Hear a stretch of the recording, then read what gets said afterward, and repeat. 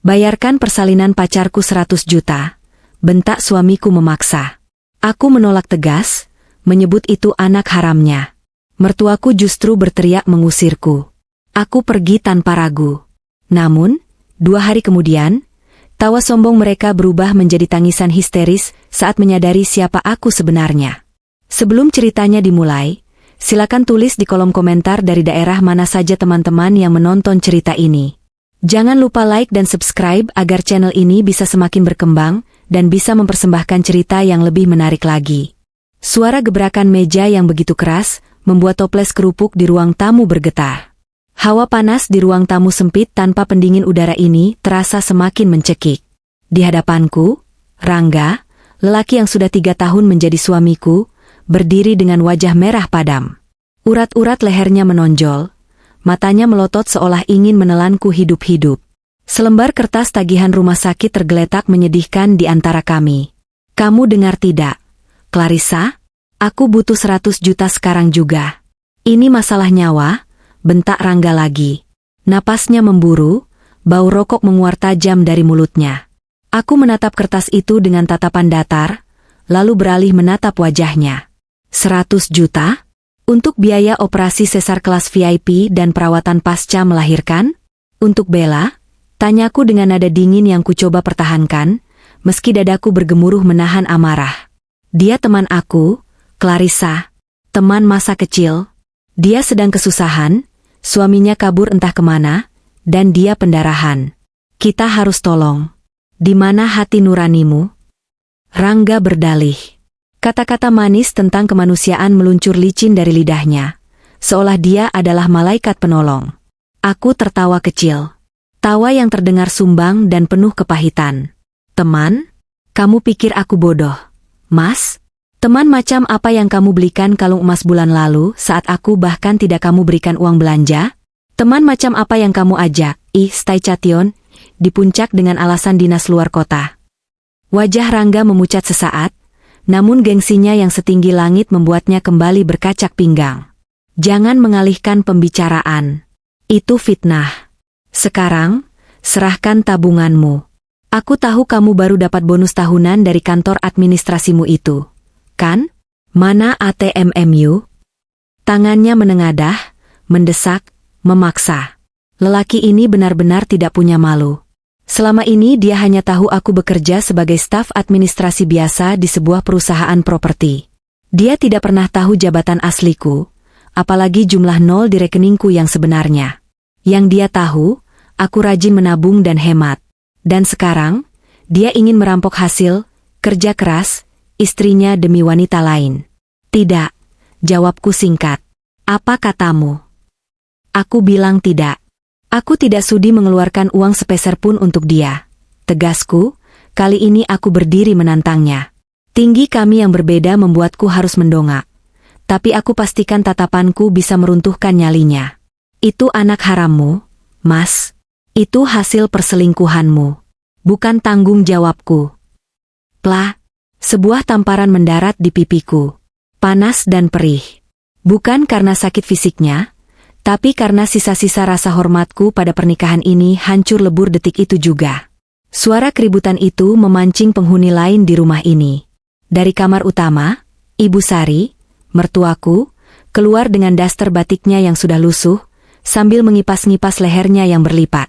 Di belakangnya, Winda, adik iparku yang pengangguran tapi gayanya selangit, ikut muncul sambil mengunyah keripik pedas. Ada apa ini ribut-ribut? Siang bolong bikin sakit kepala saja, seru Ibu Sari dengan suara cemprengnya. Matanya langsung tertuju padaku yang memegangi pipi. Bukannya bertanya keadaanku, dia malah melotot. Heh, Clarissa, kamu apakan anak saya sampai dia marah begitu? Dia pelit. Bu, adu Rangga seperti anak kecil. Temanku butuh biaya operasi, dia tidak mau bantu. Padahal dia pegang uang. Ibu Sari langsung berkacak pinggang, menatapku dari ujung kaki sampai ujung kepala dengan pandangan merendahkan yang sudah menjadi makananku sehari-hari selama 3 tahun ini. Ya ampun, Clarissa. Kamu itu sudah numpang di rumah anak saya, makan dari uang anak saya, sekarang suami minta tolong sedikit saja pelitnya minta ampun. Istri macam apa kamu? Aku menatap Ibu Sari tak percaya. Numpang? Makan dari uang Rangga? Bu, sadar. Listrik bulan ini siapa yang bayar? Beras di dapur siapa yang beli? Rangga sudah 3 bulan tidak kasih nafkah sepeser pun dengan alasan bisnis lagi sepi. Halah, alasan? Sambar Winda sambil menjilat bumbu keripik di jarinya. Mas Rangga itu manajer investasi. Mbak, gajinya besar.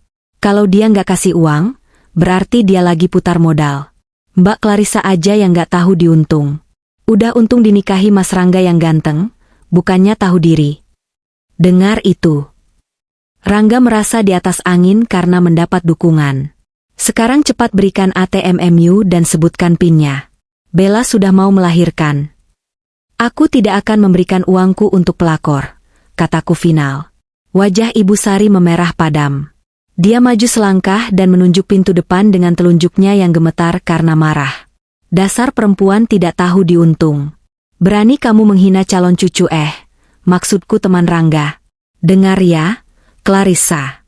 Di rumah ini, kata suami adalah hukum. Kalau kamu tidak mau menuruti suami, tidak mau keluar uang untuk bantu urusan suami, lebih baik kamu angkat kaki dari rumah ini sekarang juga. Benar? Pergi sana, timpal Winda. Biar Mas Rangga cari istri baru yang lebih kaya dan penurut. Mbak Clarissa itu cuma beban. Aku terdiam sejenak, menatap satu persatu wajah mereka. Rangga yang angkuh, Ibu Sari yang serakah, dan Winda yang benalu. Selama ini aku bertahan karena aku pikir cinta bisa mengubah segalanya. Aku menyamar menjadi orang biasa agar dicintai apa adanya, bukan karena hartaku. Tapi ternyata, aku justru diinjak-injak karena terlihat miskin. Sebuah senyum tipis terbit di bibirku. Senyum yang membuat Rangga sedikit mengernyit karena bingung. Baik, kataku tenang. Sangat tenang sampai membuat suasana hening seketika. Kalian mengusirku? Kalian yakin? Sangat yakin. Pergi kau sekarang juga. Jangan bawa apa-apa selain baju-baju murahmu itu, teriak Ibu Sari. Tanpa membantah lagi, aku masuk ke kamar. Aku mengambil koper kecil, memasukkan beberapa potong pakaian, laptop kerja, dan berkas-berkas penting yang selama ini kusembunyikan di bawah kasur. Aku tidak menangis. Anehnya, aku justru merasa sangat lega. Seperti ada beban bertonton yang baru saja diangkat dari pundakku. 5 menit kemudian, aku sudah berdiri di ruang tamu lagi. Rangga menatapku dengan ragu. Mungkin dia berharap aku akan memohon, bersujud di kakinya, dan menyerahkan uang itu. Ini kuncinya, aku melempar kunci rumah ke atas meja. Ingat kata-kataku ini, Mas, Bu, Winda. Saat aku melangkah keluar dari pagar rumah ini, jangan pernah berharap aku akan menoleh ke belakang. Dan jangan cari aku saat kalian kelaparan nanti. Cih, sombong amat, cibir Winda. Siapa yang bakal kelaparan? Mas Rangga itu kaya. Pergi sana, bikin sepet mata aja, usir Ibu Sari. Aku menarik koperku keluar. Matahari siang itu bersinar sangat terik, seolah ingin membakar kulit. Beberapa tetangga yang sedang ngerumpi di warung depan menatapku dengan pandangan bertanya-tanya. Bisik-bisik mulai terdengar. Loh, Mbak Clarissa mau kemana bawa koper? Tanya Bu Tejo, tetangga yang paling hobi gosip. Aku hanya tersenyum tipis dan terus berjalan. Rangga, Ibu Sari, dan Winda berdiri di teras, menontonku berjalan kaki di jalan aspal yang panas. Rasain, paling juga pulang ke rumah orang tuanya naik angkot. Teriak Rangga yang disambut tawa ibu dan adiknya. Aku terus berjalan sampai ke tikungan jalan utama, tempat yang tidak terlihat langsung dari teras rumah mereka. Di sana, sebuah mobil MPV mewah berwarna hitam mengkilap, Toyota Alphard model terbaru, sudah menunggu dengan mesin menyala. Begitu melihatku, seorang pria berpakaian jas rapi keluar dari kursi kemudi. Dia bergegas menghampiriku, mengambil alih koper dari tanganku, dan membungkuk hormat. Selamat siang, Ibu Direktur, sapanya sopan. Maaf saya terlambat 1 menit. Tidak apa-apa, Adrian, jawabku sambil mengibas rambutku yang lepek karena keringat. Ayo jalan. Aku butuh mandi dan udara dingin. Pintu otomatis terbuka. Hembusan udara sejuk dari AC mobil langsung menyapaku. Aku masuk ke dalam kabin mewah yang wangi kulit itu, meninggalkan debu jalanan dan kehidupan neraka yang baru saja kututup pintunya. Dari balik kaca jendela yang gelap, aku melihat ke arah gang rumah mertuaku. Permainan baru saja dimulai, gumamku pelan. Mobil Alphard itu meluncur halus membelah kemacetan Jakarta. Di dalam kabin yang kedap suara, hiruk-pikuk klakson dan teriakan pedagang asongan tak lagi terdengar. Aku menyandarkan punggungku yang pegal ke jok kulit premium yang empuk. Adrian, asisten pribadiku yang setia, dan satu-satunya orang kepercayaanku, menyerahkan sebotol air mineral dingin dan tisu basah. "Terima kasih, Adrian," ucapku sambil menerima botol itu. Tegukan pertama terasa seperti air surga yang membasuh kerongkongan keringku. "Ibu baik-baik saja?"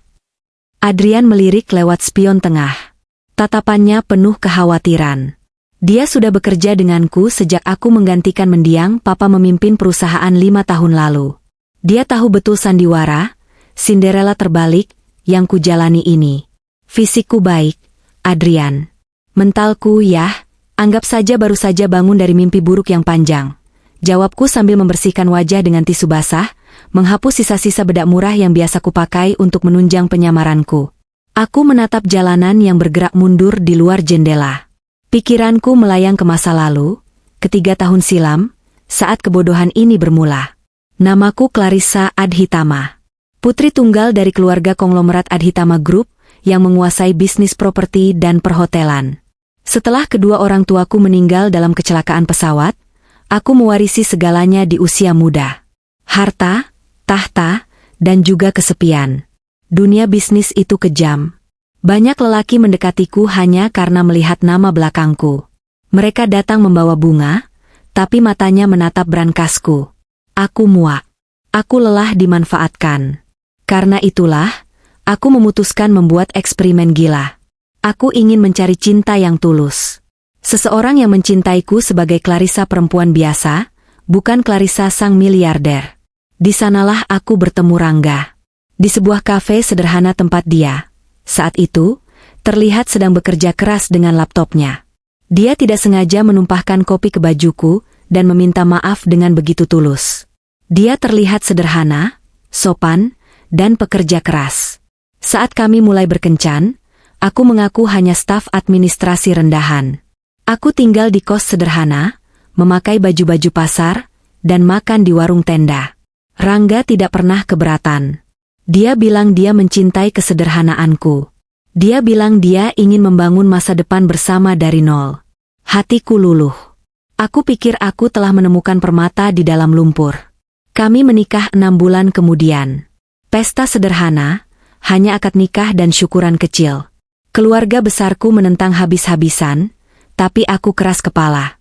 Aku membela Rangga mati-matian di depan dewan direksi yang mencibirnya. Aku bahkan membeli sebuah rumah tipe 45 di pinggiran kota menggunakan nama samaran, lalu berpura-pura bahwa kami mengontrak di sana agar harga diri Rangga sebagai kepala keluarga tidak terluka. Bodohnya aku, desisku pelan, memecah keheningan di dalam mobil. "Ibu bicara sesuatu?" tanya Adrian. "Hanya menyesali kebodohanku, Adrian. Kamu tahu, selama ini aku pikir Rangga benar-benar bekerja soal itu."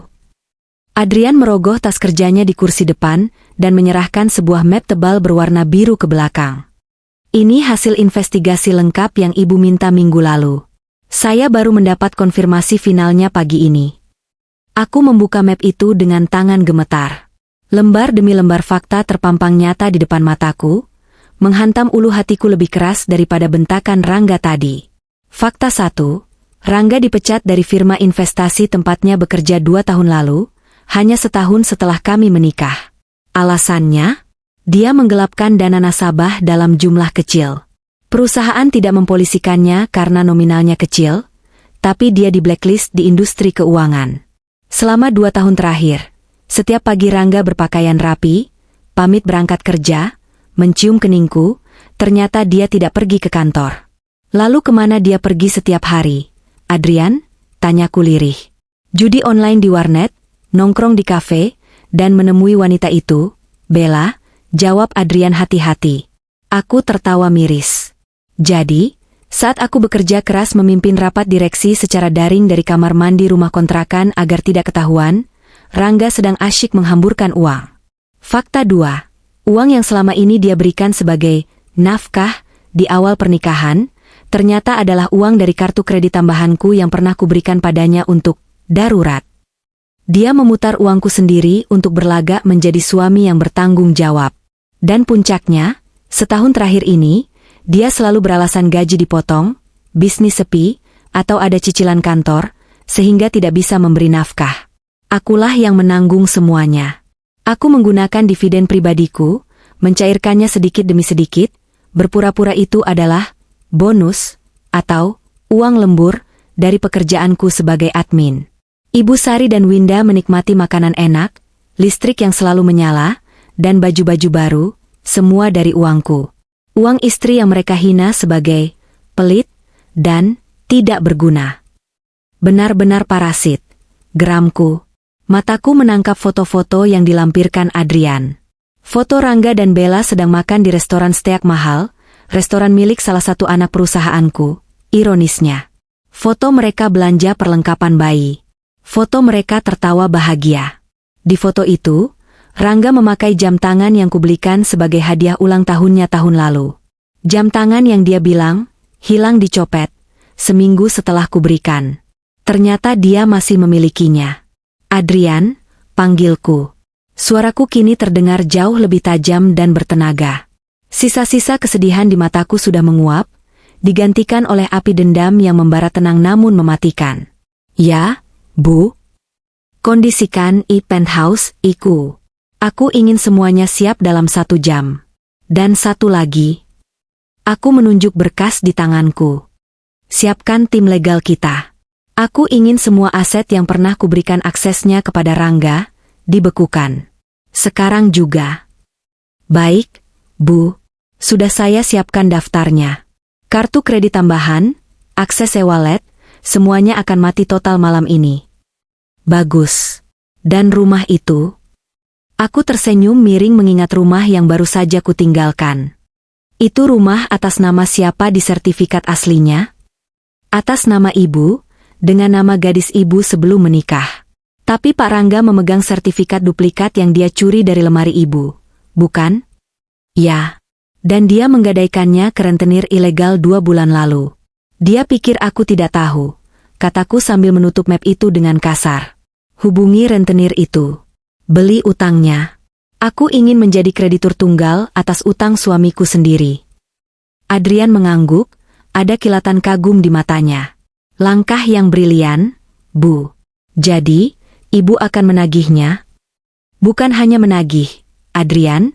Aku menatap gedung-gedung pencakar langit Jakarta yang mulai menyalakan lampunya di kala senja. Di salah satu gedung tertinggi itu, kantorku berada. Tahtaku berada. Aku akan membuat mereka merasakan bagaimana rasanya tidak punya apa-apa. Mereka mengusirku karena mengira aku miskin. Tunggu sampai mereka tahu bahwa akulah atap yang melindungi mereka dari hujan, dan akulah tanah tempat mereka berpijak. Ponselku bergetar. Sebuah pesan masuk dari Rangga. Fram, Mas Rangga, suami, jangan harap bisa balik lagi kalau nggak bawa duit 100 juta. Dasar istri durhaka. Semoga kamu sadar dan mengemis minta maaf sama ibu. Aku mengetik balasan singkat, lalu mematikan ponselku dan mencabut kartu SIM-nya. Aku mematahkannya menjadi 2 bagian dan membuangnya ke tempat sampah mobil. Tuh, Mas Rangga, suami, nikmatilah 2 hari terakhirmu sebagai manusia bebas, Mas. Mobil Alphard berbelok masuk ke lobi apartemen super mewah di kawasan Kuningan. Pintu dibuka oleh doorman yang berseragam rapi. Aku melangkah turun.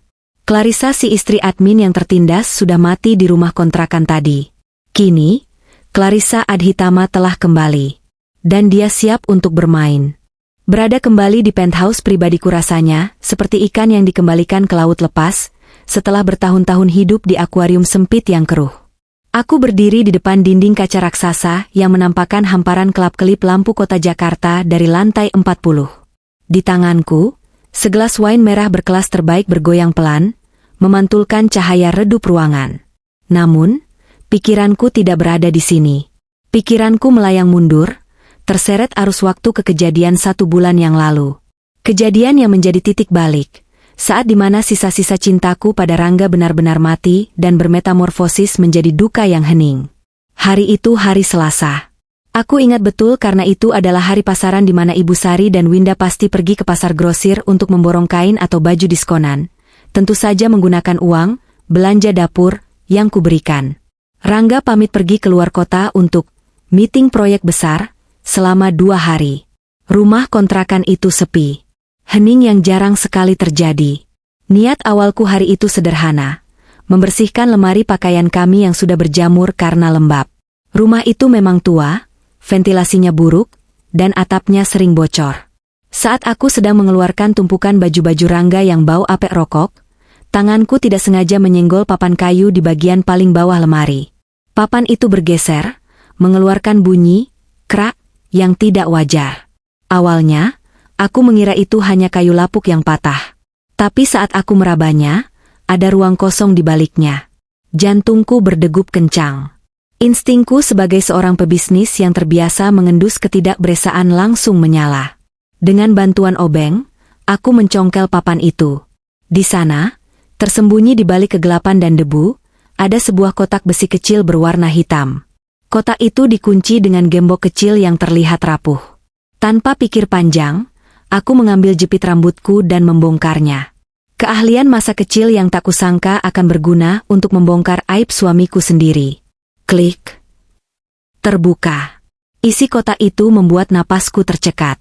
Bukan emas, bukan permata, melainkan tumpukan kertas yang menjadi bukti betapa bodohnya aku selama ini. Hal pertama yang kulihat adalah sebuah buku tabungan bank swasta atas nama Rangga. Tanganku gemetar saat membuka lembar demi lembar mutasi rekening itu. Mataku membelalak melihat angka-angka yang tercetak di sana. Selama ini, Rangga selalu merengek tidak punya uang. Bahkan untuk membeli pulsa listrik saja dia meminta padaku. Tapi di buku ini, ada aliran dana masuk dan keluar yang nilainya puluhan juta setiap bulannya. Aku menelusuri sumber dana itu. Sebagian besar adalah transferan dari rekeningku, rekening yang kupercayakan padanya untuk modal usaha, yang ternyata fiktif. Tapi yang lebih menyakitkan adalah kemana uang itu pergi. Transfer ke Bella Anindita. Keterangan, uang saku sayang. Transfer ke toko emas mulia. Keterangan, kalung ultah Bella. Debit, Hotel Grand Luxury Puncak. Keterangan, mataku memanas. Bukan karena sedih, tapi karena rasa jijik yang meluap-luap. Tanggal transaksi di hotel itu bertepatan dengan saat aku sakit demam tinggi sendirian di rumah, dan Rangga bilang dia sedang lembur mengejar deadline di kantor. Ternyata dia sedang bergumul dengan pelakor itu menggunakan uangku. Namun, kejutan terbesarnya bukan itu. Di bawah buku tabungan, ada sebuah map coklat kumal. Di dalamnya terdapat surat perjanjian utang piutang dengan kop surat berlambang tengkorak dan ular, logo khas dari sindikat rentenir ilegal yang terkenal kejam di wilayah ini, Koperasi Simpan Pinjam Gelap, Naga Hitam. Aku membaca isinya dengan seksama, dan seketika darahku berdesir hebat sampai ke ujung jari. Rangga meminjam uang sebesar 200 juta rupiah. Jatuh tempo pelunasannya adalah 2 hari lagi dari tanggal kejadian hari ini, tanggal di mana dia mengusirku. Bunga yang ditetapkan sangat gila, mencekik leher. Tapi yang membuatku hampir menjatuhkan gelas wineku saat mengingatnya adalah kolom jaminan. Di kolom jaminan tertulis, sertifikat hak milik, SHM, rumah nomor 1024 beralamat di Jalan Melati Raya. Itu rumah yang kami tempati. Rumah yang kubeli dengan uang pribadiku sebelum menikah, menggunakan nama samaran, Siti Aminah, nama asisten rumah tangga kepercayaanku dulu, agar Rangga tidak curiga aku kaya. Lalu kemudian kubalik nama ke namaku sendiri tapi sertifikat aslinya kusimpan di brankas bank. Bagaimana bisa Rangga menggadaikan rumah yang sertifikat aslinya ada di safe deposit box pribadiku? Aku membalik halaman berikutnya dan menemukan fotokopi sertifikat rumah itu. Di sana, di atas materai 10.000, ada tanda tangan yang sangat kukenal.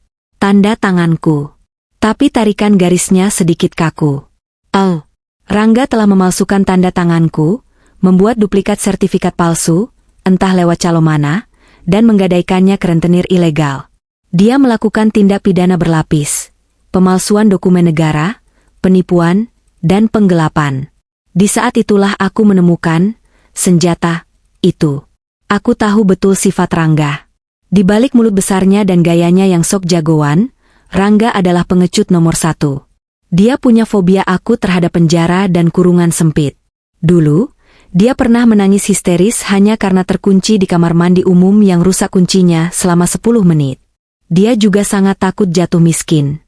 Citra, orang kaya, adalah nyawanya. Aku memotret semua dokumen itu dengan ponselku, lalu mengembalikannya ke posisi semula seolah tidak pernah tersentuh. Hari itu, aku memutuskan untuk diam. Aku menunggu waktu yang tepat. Aku ingin melihat sejauh mana dia akan menggali lubang kuburnya sendiri. Dan hari ini, saat dia membentakku meminta 100 juta untuk persalinan Bella, aku tahu waktunya telah tiba. Dia sedang terdesak. Utang ke rentenir naga hitam itu jatuh tempo lusa. Dia butuh uangku bukan hanya untuk Bella, tapi mungkin juga untuk membayar bunga utangnya agar tidak dibunuh oleh penagih utang. Aku meneguk habis wine di gelasku. Rasa anggur yang sempat bercampur dengan kepuasan yang mulai menjalar di dada. Senjata itu kini sudah terkokang. Rangga tidak hanya berselingkuh, dia telah melakukan kriminalitas yang bisa menjebloskannya ke penjara bertahun-tahun. Dan aku, istri yang dia usir ini, memegang pelatuknya. Malam semakin larut, tapi adrenalin di tubuhku justru memuncak. Aku duduk di kursi kerja kulit di ruang kerjaku yang luas.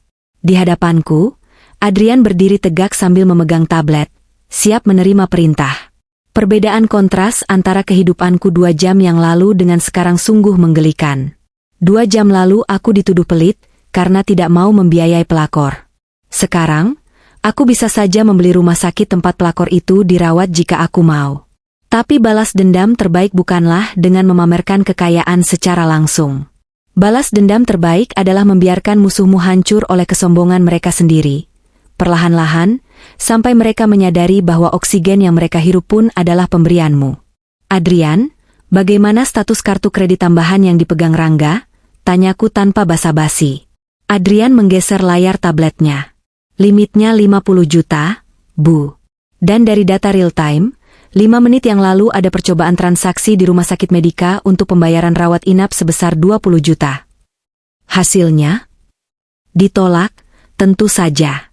Sesuai instruksi ibu di mobil tadi, saya sudah membekukan semua akses keuangan yang terhubung dengan ibu. Status kartunya sekarang invalid. Aku tersenyum puas. Bisa kubayangkan kepanikan Rangga di meja kasir rumah sakit.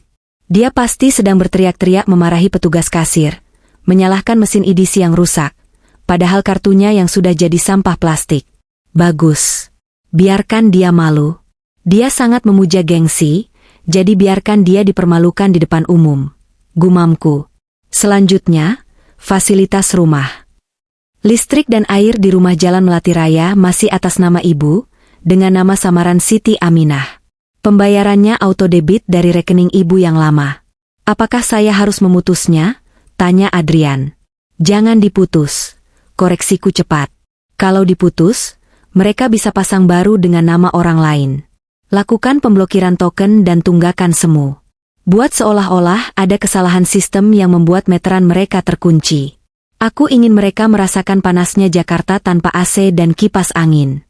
Aku ingin Ibu Sari yang manja itu tidak bisa mandi. Matikan airnya juga. Siap, Bu.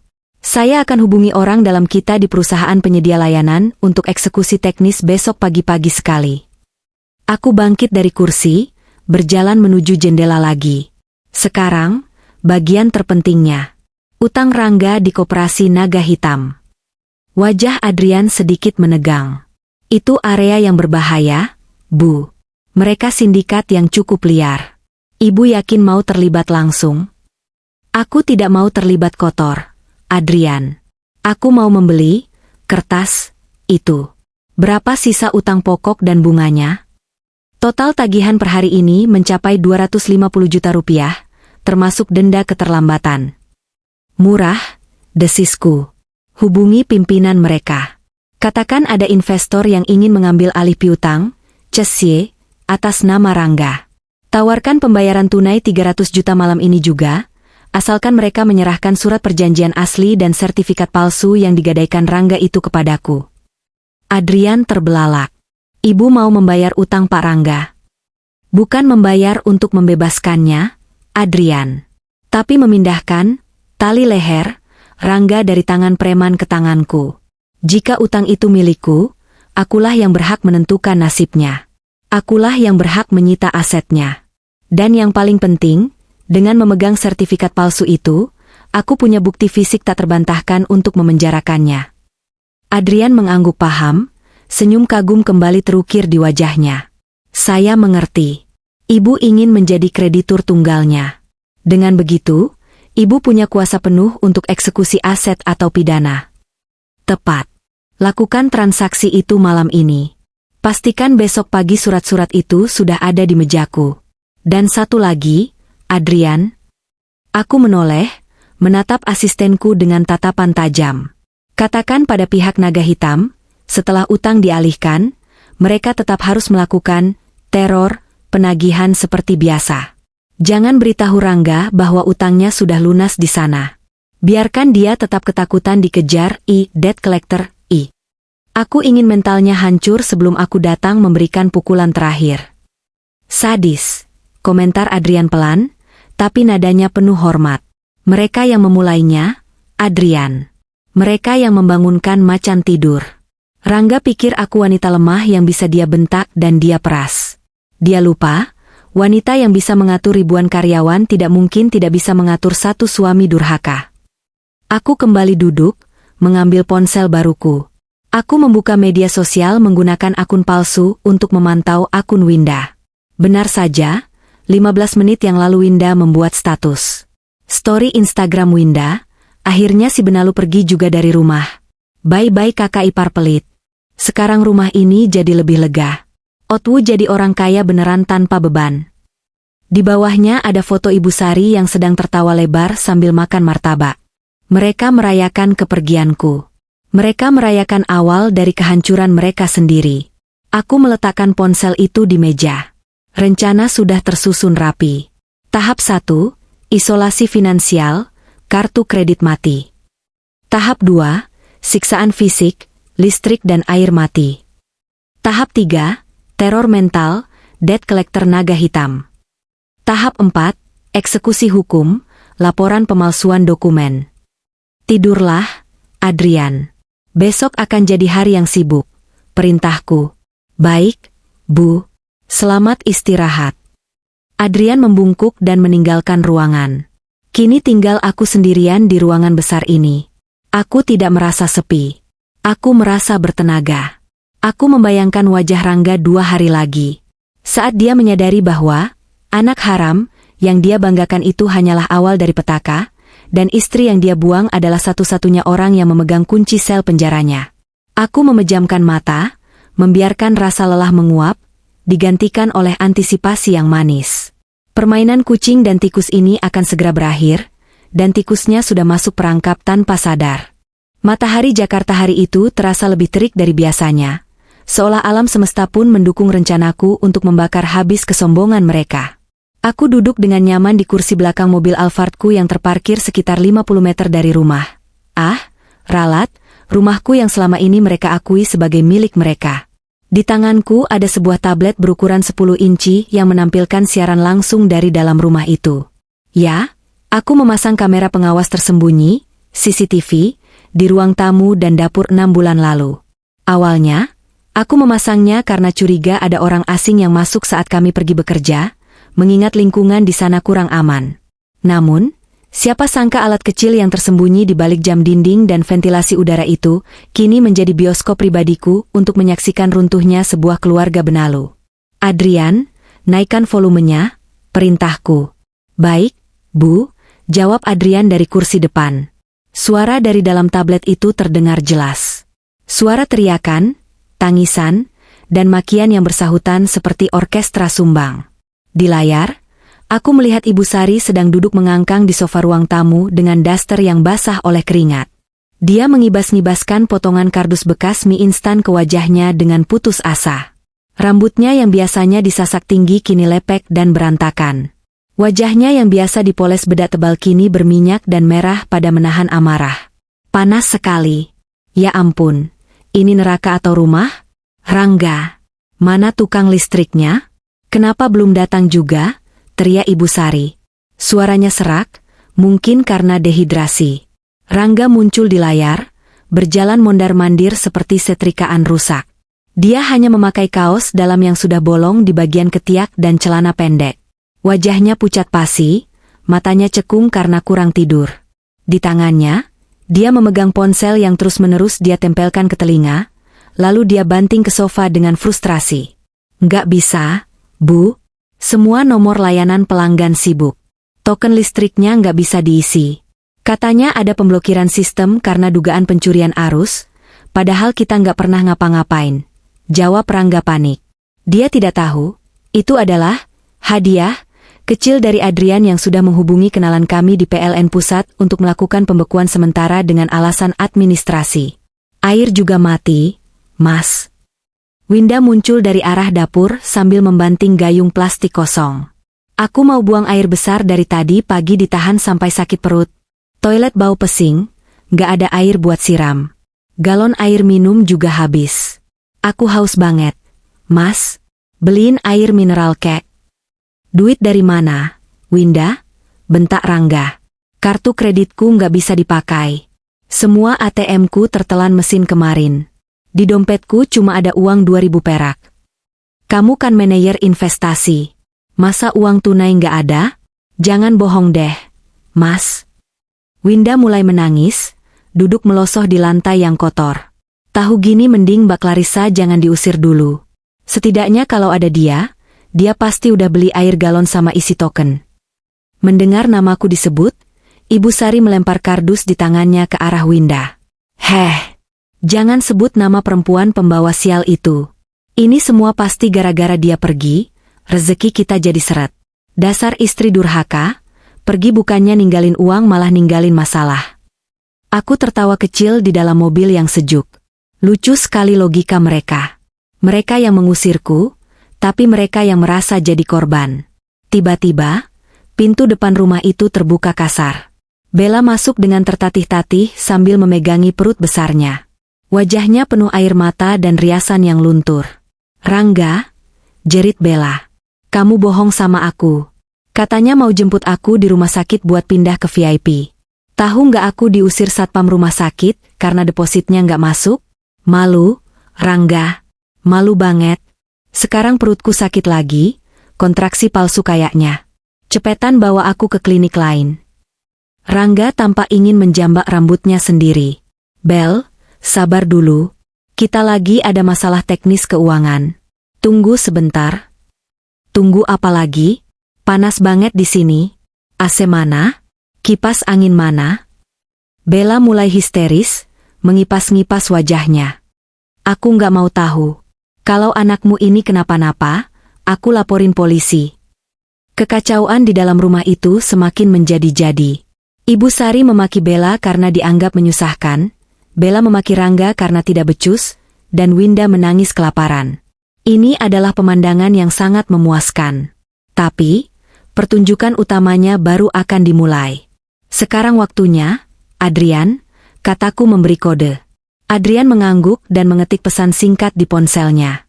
1 menit kemudian, di layar tablet, aku melihat sebuah mobil bak terbuka berhenti di depan pagar rumah. 3 orang pria berbadan besar, berkulit gelap, dan berwajah garang melompat turun. Mereka memakai jaket kulit hitam meskipun cuaca sedang panas terik, ciri khas penagih utang lapangan alias debt collector. Brak, brak, brak. Suara gedoran di pagar besi rumah terdengar sangat keras. Bahkan sampai terdengar sayup-sayup dari dalam mobilku yang kedap suara. Di dalam layar CCTV, aku melihat Rangga melompat kaget. Wajahnya yang pucat kini berubah menjadi putih seperti kertas. Siapa itu? Teriak Ibu Sari ketakutan. Rangga Pratama. Keluar. Suara teriakan dari luar terdengar menggelegar.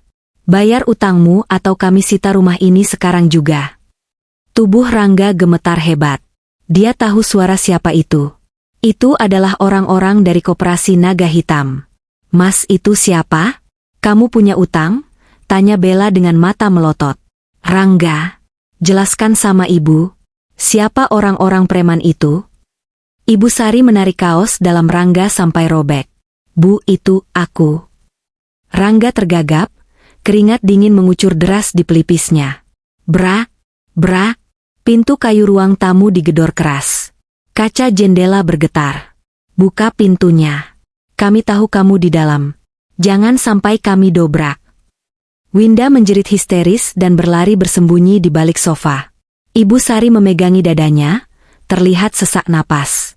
Bella, yang tadi sok galak, kini terdiam kaku di pojok ruangan. Rangga, dengan langkah gemetar, berjalan mendekati pintu tapi tidak berani membukanya. Siapa? Cicitnya. Naga hitam. Waktu jatuh tempomu sudah habis. Bangsat, bayar 250 juta sekarang, atau kami angkut semua barang di dalam.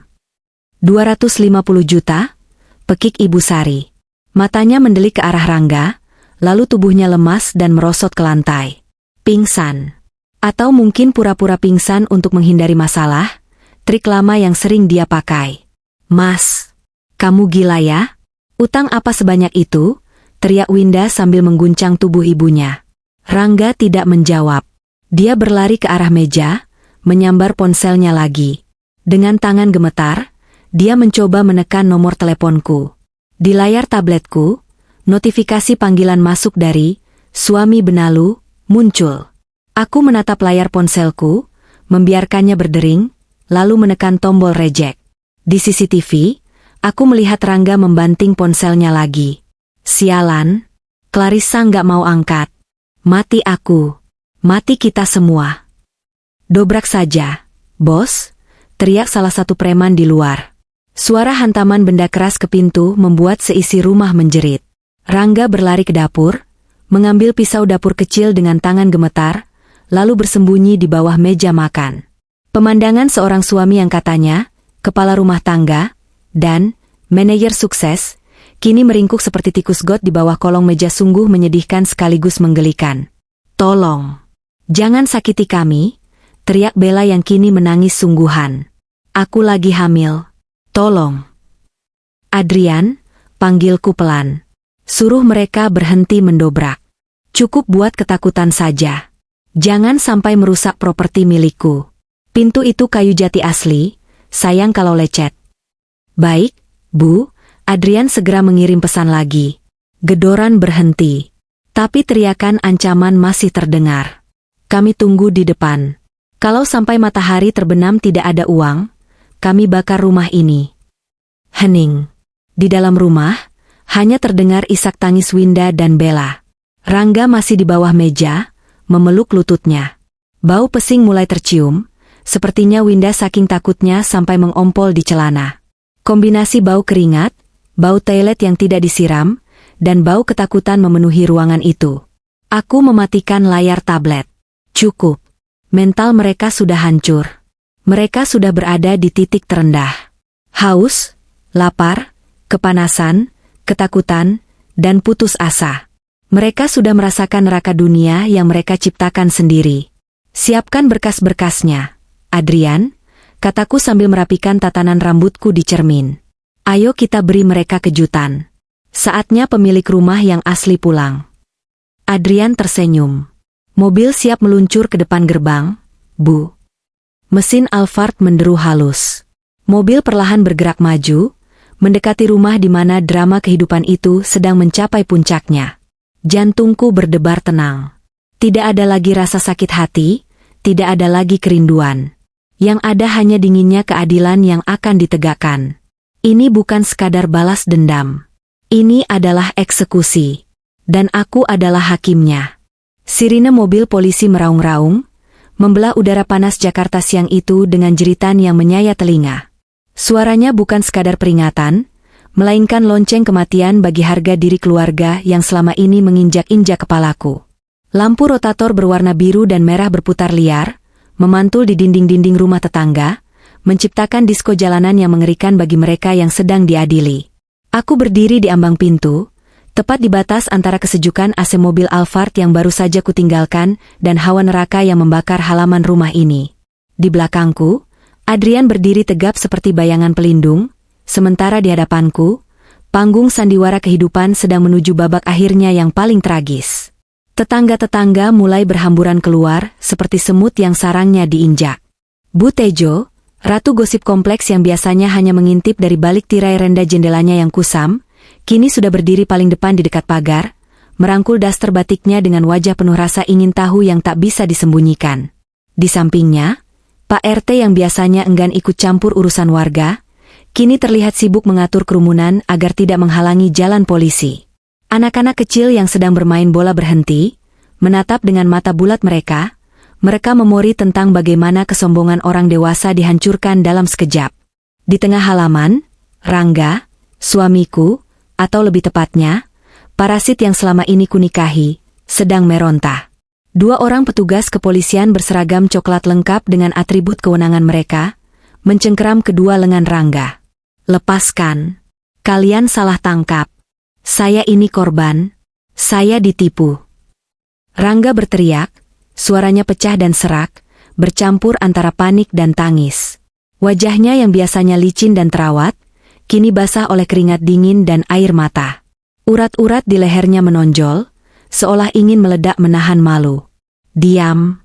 Anda punya hak untuk diam, bentak salah satu petugas, namun Rangga terus meronta seperti cacing kepanasan. Clarissa. Clarissa, tolong aku. Rangga menoleh ke arahku. Matanya, yang dulu selalu menatapku dengan kilatan merendahkan, kini memancarkan keputusasaan yang begitu dalam. Dia melihatku berdiri di teras, anggun dalam balutan blazer putih gading dan sepatu hak tinggi yang berkilau tertimpa matahari, kontras dengan dirinya yang hanya memakai kaos dalam bolong dan celana pendek rumahan. Clarissa, bilang sama mereka. Bilang kalau aku suamimu. Bilang kalau rumah ini milik kita. Ini cuma salah paham administrasi, kan? Kamu pasti sudah membereskannya, kan? Rangga mengemis. Dia mencoba melangkah ke arahku, tapi borgol besi di pergelangan tangannya bergemerincing, menahannya tetap di tempat. Aku menuruni anak tangga satu persatu. Setiap ketukan hak sepatuku di ubin teras terdengar, seperti palu hakim yang mengetuk meja vonis. Ta. Aku berhenti tepat 3 meter di depannya. Jarak yang cukup dekat untuk melihat kehancurannya, tapi cukup jauh untuk tidak tercium bau keringat kegagalannya. Suami. Aku mengulang kata itu dengan nada yang kubuat selembut sutra, namun tajam seperti silet. Suaraku menggema di keheningan yang tiba-tiba tercipta di antara kerumunan tetangga. Seorang suami adalah pelindung, Rangga. Seorang suami adalah imam. Apakah pantas seseorang disebut suami jika dia memalsukan tanda tangan istrinya sendiri? Apakah pantas disebut suami jika dia menggadaikan atap tempat istrinya bernaung demi membiayai wanita lain? Itu darurat, Clarissa. Kamu tidak mengerti. Rangga menggeleng-gelengkan kepalanya dengan histeris. Aku melakukan itu karena aku pikir aku bisa memutarnya. Aku pikir investasiku akan cair bulan depan. Aku berniat mengembalikannya. Demi Tuhan. Investasi. Aku tertawa kecil, tawa yang terdengar sangat miris di telinga semua orang. Aku menoleh ke arah kerumunan tetangga. Ibu-ibu, bapak-bapak, dengarkan ini. Suami saya, Ahralat, tersangka ini, masih berani bicara soal investasi. Padahal, fakta membuktikan bahwa dia sudah dipecat 2 tahun lalu karena menggelapkan uang nasabah. 2 tahun. Suara bisik-bisik tetangga meledak seketika. Ya ampun, 2 tahun? Seru Bu Tejo lantang, sengaja memanaskan suasana. Pantesan kalau pagi dia nggak langsung jalan, malah ngerokok dulu di warkop depan. Saya kira dia work from home, ternyata work from nowhere. Dasar penipu. Gayanya selangit, ternyata pengangguran, timpal Pak Somad, pemilik warung kelontong yang utangnya sering ditunggak Rangga. Wajah Rangga memucat, lebih putih dari kertas. Rahasianya, topeng yang dia jaga mati-matian selama ini, dikuliti habis-habisan di depan publik. Di sisi lain halaman, Ibu Sari yang baru saja siuman dari pingsan sandiwaranya, merangkak bangun dibantu oleh Winda. Rambut sasaknya sudah berantakan mirip sarang burung, dan maskaranya luntur menghitamkan bawah matanya, membuatnya terlihat seperti hantu di siang bolong. Begitu kesadarannya pulih dan melihat putranya diborgol, naluri purbanya muncul. Bukan naluri untuk melindungi kebenaran, tapi naluri untuk menyalahkan orang lain. Rangga, anakku, teriak Ibu Sari. Dia berlari tertatih-tatih, menerobos garis polisi imajiner dan memukul dada polisi yang memegang Rangga. Lepaskan anak saya. Dia orang baik. Dia orang kaya. Kalian pasti salah tangkap. Ini pasti ulah perempuan ular itu. Ibu Sari menunjukku dengan jari telunjuknya yang gemetar hebat. Kuku-kukunya yang panjang dan dicat merah norak, tampak seperti cakar penyihir. Dasar menantu durhaka. Kamu yang laporin suamimu sendiri. Hah? Istri macam apa kamu? Suami hilaf sedikit malah dipenjarakan. Harusnya kamu bantu dia, bayar utangnya, bukan malah pamer kekayaan di sini. Hilaf sedikit, potongku tajam. Tatapanku beralih dari Rangga ke Ibu Sari. Memalsukan dokumen negara itu pidana berat, Bu Sari. Penjara maksimal 6 tahun. Dan soal, bantu bayar? Bukankah ibu yang 2 hari lalu berteriak di ruang tamu itu? Ibu bilang, bayar atau angkat kaki dari rumah ini. Nah, sekarang saya tanya, siapa yang sebenarnya punya rumah ini? Ibu Sari ternganga. Dia tergagap, mencari kata-kata pembelaan. Tapi kamu istri. Kamu wajib bakti sama suami dan mertua. Hartamu itu harta kami juga. Salah, jawabku dingin. Dalam hukum maupun agama, harta bawaan istri adalah mutlak milik istri. Kalian tidak punya hak sepeser pun. Apalagi setelah kalian memperlakukan saya seperti sapi perah. 3 tahun, Bu. 3 tahun saya membiayai gaya hidup kalian. Skincare ibu, tas branded KW Winda, rokok Rangga, semuanya dari uang saya. Dan apa balasannya? Kalian mengusir saya saat saya menolak membiayai pelakor. Pelakor.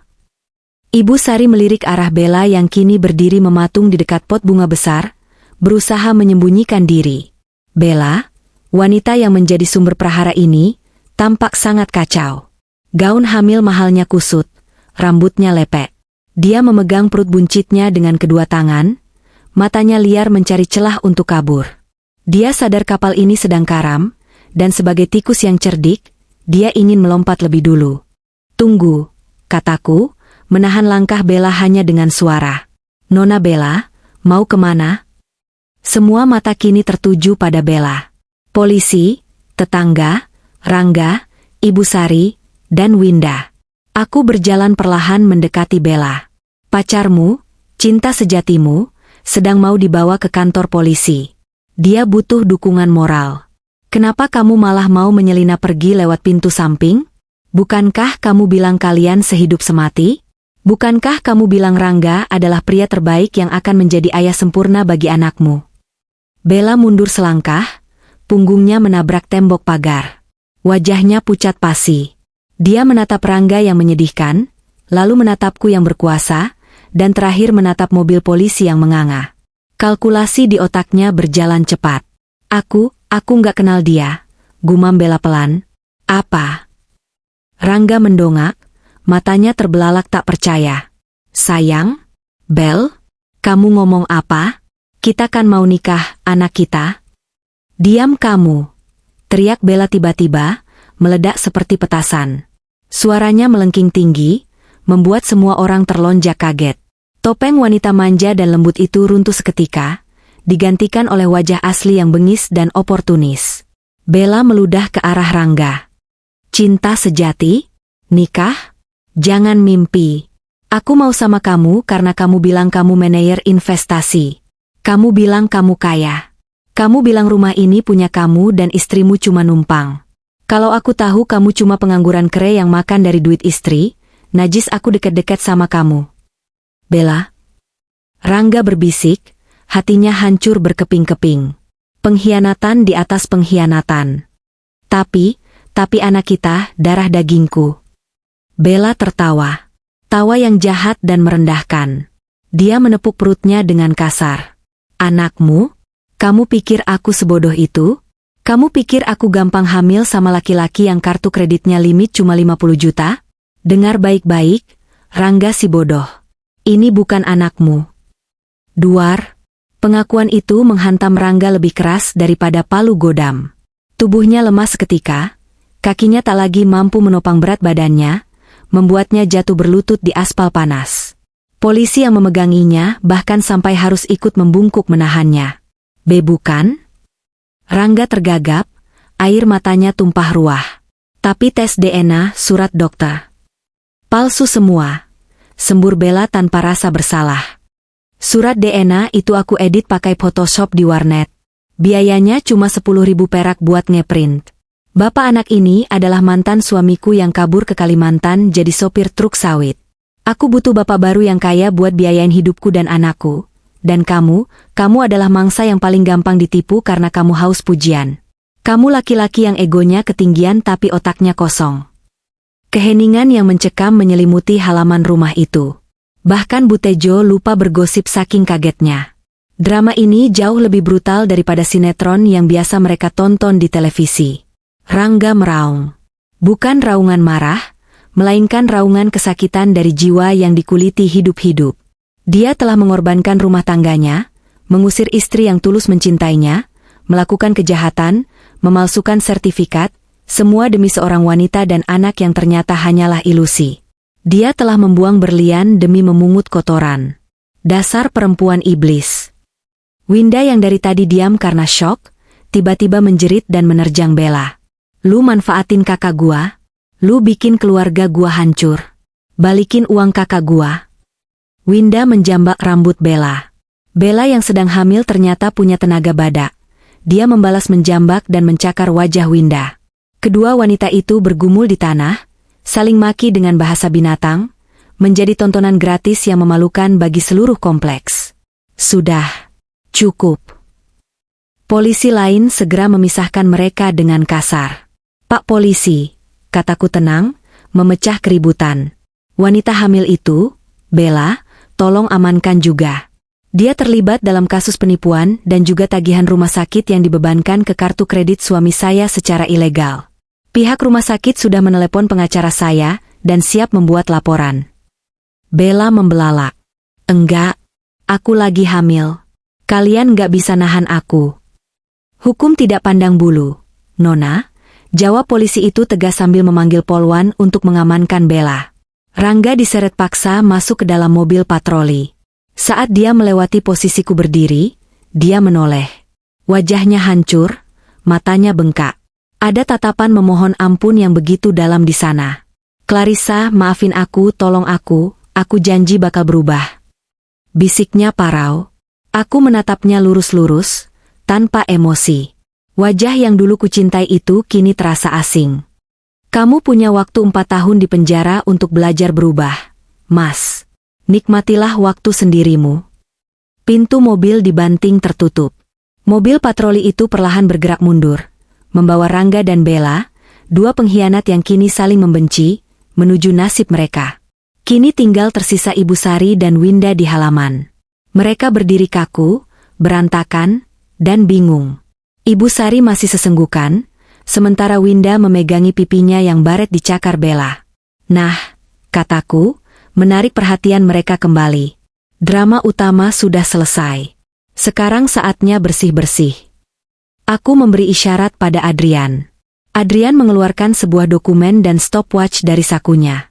Ibu Sari, Winda, ucapku formal. Status kepemilikan rumah ini sudah jelas. Ini adalah aset pribadi saya. Dan karena kalian bukan siapa-siapa saya lagi, saya meminta kalian untuk segera mengosongkan properti ini. Mengosongkan?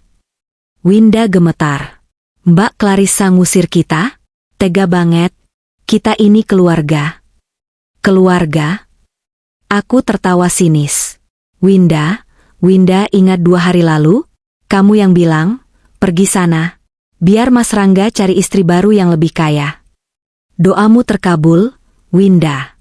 Masmu dapat istri baru, sel penjara. Dan sekarang, giliran aku yang meminta kalian pergi. Tapi kami mau tinggal di mana? Ratap Ibu Sari. Kami nggak punya uang. ATM Rangga diblokir. Kami nggak punya saudara di Jakarta. Itu bukan urusan saya, jawabku datar. Kalian punya waktu 10 menit. Dimulai dari sekarang. 10 menit? Pekik Winda. Mana cukup?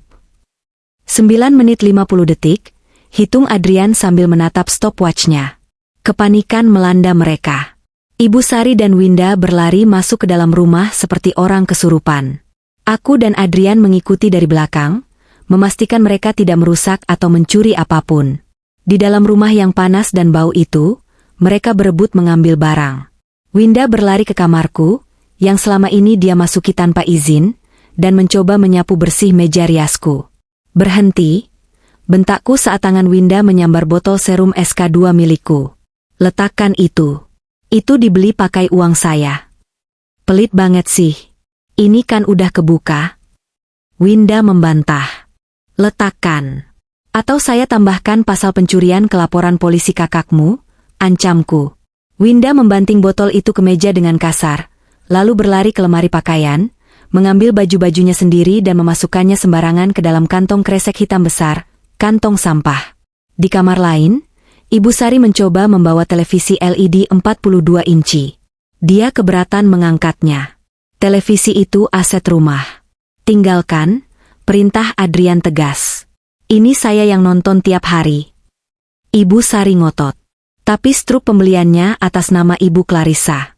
"Tinggalkan, Bu." Akhirnya, setelah 10 menit yang penuh teriakan, makian, dan tangisan, mereka berdua keluar dari rumah. Penampilan mereka sungguh menyedihkan. Ibu Sari menyeret 2 kantong kresek hitam berisi baju-baju lusuh, sementara Winda membawa buntelan sprei berisi sepatu-sepatu dan tas-tasnya yang ternyata sebagian besar palsu. Mereka berdiri di pinggir jalan, di depan pagar yang kini tertutup rapat. Tetangga-tetangga masih menonton, kini dengan tatapan mencemooh. "Rasain luh, makanya jangan sombong," teriak salah satu tetangga. "Kualat sama menantu sih," sahut yang lain. Ibu Sari menatapku dari balik pagar besi. Matanya penuh dendam. "Aku sumpahin hidupmu gak tenang. Clarissa, kamu anak durhaka. Neraka tempatmu." Aku tersenyum, senyum yang benar-benar lepas. "Neraka saya sudah berakhir saat saya keluar dari rumah ini 2 hari lalu, Bu. Justru neraka kalian baru saja dimulai. Selamat menikmati hidup yang sesungguhnya." Aku berbalik badan, memberi kode pada Adrian untuk mengunci gembok pagar. Klik. Bunyi kunci itu adalah suara terindah yang pernah kudengar. Aku berjalan menuju mobil Alphardku. Matahari mulai condong ke barat, menciptakan bayangan panjang. Aku masuk ke dalam mobil, menyandarkan punggungku yang lelah namun lega. "Jalan, Adrian," perintahku. Saat mobil melaju perlahan, aku melihat dari kaca spion. Ibu Sari dan Winda duduk di pinggir selokan, menangis meraung-raung di antara kantong sampah mereka, sementara langit mulai mendung, menandakan hujan akan segera turun membasuh kota ini dari kotoran. 6 bulan kemudian, aroma bunga lili segar dan parfum mahal menyeruak memenuhi Grand Ballroom Hotel Kempinski, Jakarta. Langit-langit ruangan yang tinggi dihiasi chandelier kristal raksasa yang berkilauan, memendarkan cahaya keemasan ke seluruh penjuru ruangan. Denting gelas champagne yang bersulang, tawa renyah para pebisnis kelas kakap, dan alunan musik jazz live yang lembut menciptakan atmosfer kemewahan yang begitu kental. Malam ini adalah malam penganugerahan Indonesian Business Leader Award. Dan aku, Clarissa Adhitama, adalah bintang utamanya. Aku berdiri di balkon VIP, memandang lautan manusia di bawah sana. Gaun malam rancangan Sebastian Gunawan berwarna emerald green membalut tubuhku dengan sempurna, mempertegas aura kekuasaan dan keanggunan baru yang kutemukan. Di leherku melingkar kalung berlian sederhana namun bernilai miliaran rupiah, warisan mendiang mama yang dulu kusembunyikan di safe deposit box agar tidak dijual Rangga. "Melamun lagi, Ibu Direktur?" Suara bariton yang hangat menyapaku dari samping. Aku menoleh dan mendapati Adrian berdiri di sana, menyodorkan segelas sparkling water dingin. Dia terlihat sangat gagah malam ini dengan tuxedo hitam pas badan dan dasi kupu-kupu yang rapi. Rambutnya disisir ke belakang, menonjolkan fitur wajahnya yang tegas namun tenang. 6 bulan ini, hubungan kami mengalami evolusi yang menarik. Adrian bukan lagi sekadar asisten yang menerima perintah. Dia menjadi partner diskusiku, teman curhatku, dan bahu tempatku bersandar saat trauma masa lalu sesekali datang menghantui. Meski kami belum resmikan apapun, aku masih butuh waktu untuk menyembuhkan luka batin. Tapi tatapan matanya memberitahuku bahwa dia bersedia menunggu sampai aku siap. "Terima kasih, Adrian," aku menerima gelas itu. hanya sedikit bernostalgia. Sulit dipercaya baru 6 bulan yang lalu aku masih mencuci baju pakai tangan di kamar mandi sempit yang banyak kecoaknya. Adrian terkekeh pelan, lalu wajahnya berubah serius. Dia merogoh saku jas dalamnya dan mengeluarkan sebuah tablet tipis.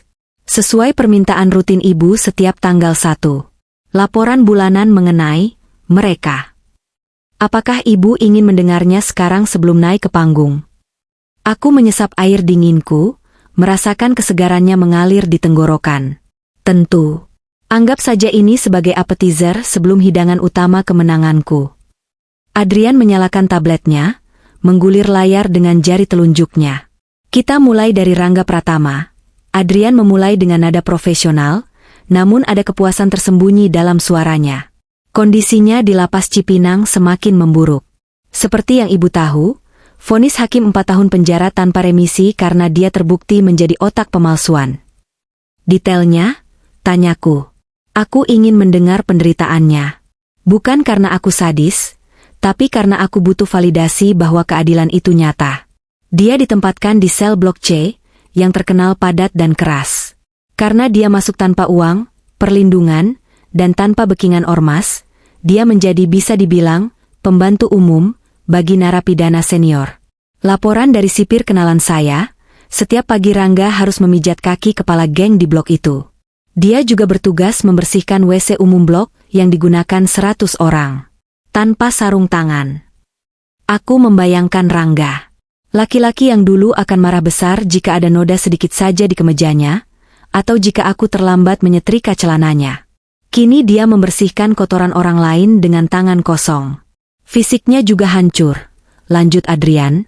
Berat badannya turun 15 kilo. Rambutnya botak karena dicukur paksa napi lain saat inisiasi. Giginya tanggal 2 di bagian depan karena insiden rebutan jatah tempe goreng bulan lalu. Dia sering terlihat menangis di pojok sel sambil memanggil nama ibu saat tidur. Menyedihkan, komentarku datar. Tapi dia yang memilih jalan itu saat dia menandatangani dokumen palsu itu. Lanjut. Selanjutnya, duo Ibu Sari dan Winda. Adrian menggeser layar, memperlihatkan sebuah foto candid yang diambil oleh detektif swasta sewaan kami. Foto itu memperlihatkan sebuah gubuk liar di pinggiran bantaran Sungai Ciliwung. Atapnya dari terpal biru yang sudah robek, dindingnya dari triplek bekas. Di depan gubuk, terlihat seorang wanita kurus kering dengan rambut awut-awutan sedang menjemur pakaian orang lain. Itu Winda. Mereka diusir dari kontrakan petak sebelumnya, karena menunggak bayar 3 bulan. Sekarang mereka tinggal ilegal di tanah sengketa bantaran kali. Sangat kumuh, Bu. Kalau hujan, air sungai meluap sampai mata kaki di dalam gubuk mereka. Dan Winda. Winda bekerja serabutan. Kadang jadi buruh cuci, kadang mengupas bawang di pasar induk. Gajinya sangat kecil, hanya cukup buat makan nasi aking. Tangannya yang dulu dia banggakan karena mulus dan selalu manicure, sekarang hancur. Kulitnya pecah-pecah, kukunya hitam. Dia sering terlihat bertengkar hebat dengan ibunya. Mereka saling menyalahkan. Winda menyalahkan ibunya karena terlalu memanjakan Rangga, dan Ibu Sari menyalahkan Winda karena tidak bisa cari suami kaya. Kondisi Ibu Sari? Stroke-nya makin parah. Suara Adrian merendah. Dia lumpuh total di bagian kanan tubuh. Karena tidak ada biaya berobat dan tidak punya BPJS. Karena KTP dan kakak mereka hilang saat pengusiran dan mereka tidak becus mengurusnya. Dia hanya terbaring di atas kasur tipis yang lembab. Winda sering meninggalkannya sendirian seharian tanpa makanan. Tetangga gubuk bilang sering dengar Ibu Sari melolong kelaparan atau kesakitan karena luka baring, decubitus, di punggungnya yang mulai membusuk. Aku terdiam sejenak. Ada rasa mual membayangkan kondisi itu. Dulu Ibu Sari adalah wanita yang paling cerewet soal kebersihan dan kenyamanan. Dia selalu menghinaku jika masakan kurang asin atau lantai kurang kinclong. Sekarang, dia membusuk hidup-hidup dalam kotorannya sendiri. Apakah kita perlu mengirim bantuan?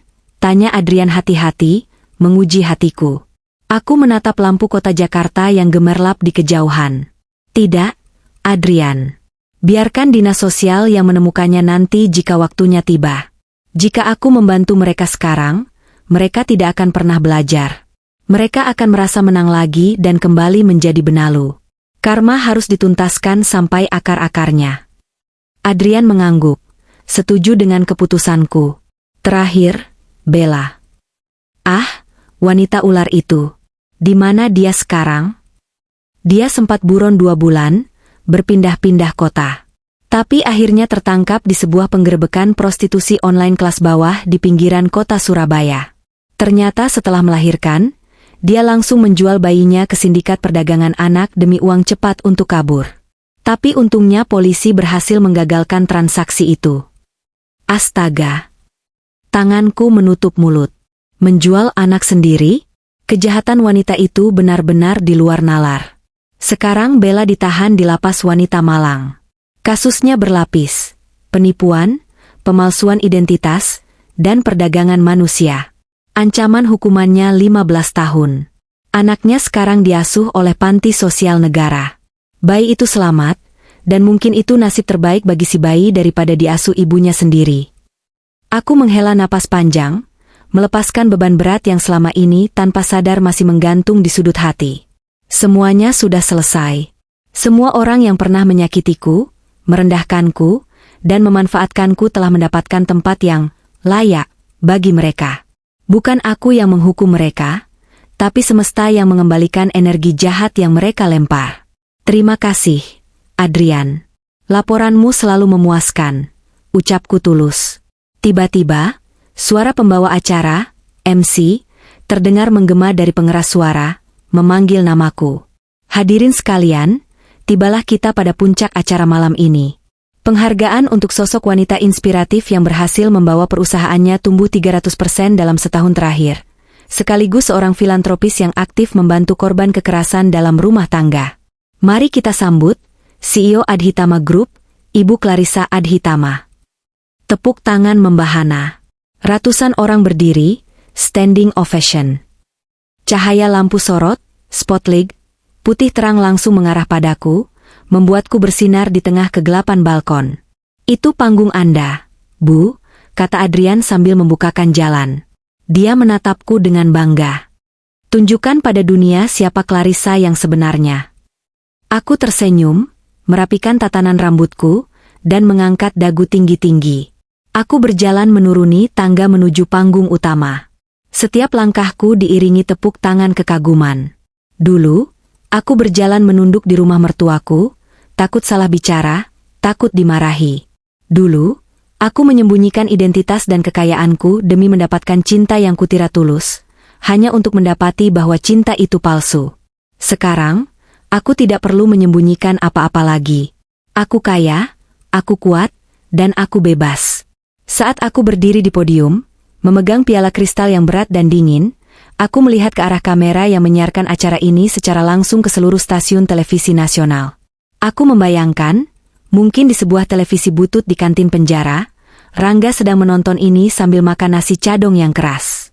Mungkin di warung kopi pinggir kali, Winda sedang mengintip siaran ini sambil menahan lapar. Aku mendekatkan bibir ke mikrofon. Terima kasih.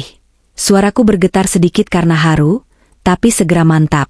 Penghargaan ini bukan hanya untuk saya, tapi untuk setiap wanita di luar sana yang pernah merasa tidak berharga, yang pernah dikhianati, direndahkan, dan dibuang. Aku menatap lurus ke lensa kamera, seolah menatap langsung ke mata masa laluku. Dulu, saya pernah berpikir bahwa mengalah dan diam adalah bentuk cinta terbaik. Tapi saya salah. Cinta tidak seharusnya membuatmu kerdil. Cinta tidak seharusnya memintamu berkorban sampai kamu kehilangan dirimu sendiri. Jangan takut untuk melawan. Jangan takut untuk pergi. Karena saat kamu berani menutup pintu yang menyakitimu, Tuhan akan membukakan gerbang istana yang sesungguhnya untukmu. Tepuk tangan kembali meledak, lebih keras dari sebelumnya. Beberapa tamu wanita terlihat menyeka air mata.